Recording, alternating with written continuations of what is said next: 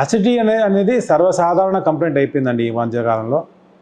At least నేను చూసిన వాటిల్లో 10కి ఒక 5 మందికి అయితే కనీసం అసిడిటీ అనేది చాలా కామన్గా తెలుస్తుంది. కానీ అసిడిటీ అనేది చాలా జనరలైజ్డ్ టర్మ్. అంటే కడుపులో ఏ ప్రాబ్లం వచ్చినా కానీ దానికి యాసిడ్తో లింక్ చేయడము లేదా గ్యాస్ట్రైటిస్ అని లింక్ చేసుకోవడము ఇది చాలా కామన్ అయిపోతుంది. అంటే నేను ఒక ఎగ్జాంపుల్ చెప్తాను. హెడేక్ వచ్చింది అంటే మీనింగ్ ఏంటంటే అది సింపుల్ విజన్ ప్రాబ్లం అయి ఉండొచ్చు లేదా బ్రెయిన్ ట్యూమర్ కూడా అయి ఉండొచ్చు.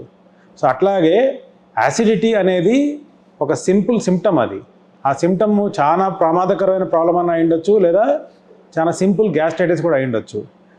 సో సాధారణంగా ఈ ప్రాబ్లం కానీ మోర్ దాన్ 2 weeks మీకు తెలుస్తోందంటే మాత్రం దాన్ని నెగ్లెక్ట్ చేయడానికి వీల్లేదు.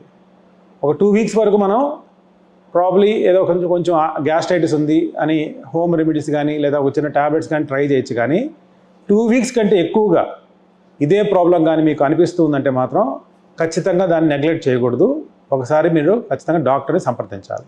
మెడ్ ప్లస్ లో అదే మెడిసిన్ అదే క్వాలిటీ, మార్కెటింగ్, డిస్ట్రిబ్యూషన్, ఇంకోటి అంటూ వీళ్ళకి అదనపు ఛార్జీలు ఉండవు. అందువల్లే 50 to 80% డిస్కౌంట్ లో మనకు అందిస్తున్నారు.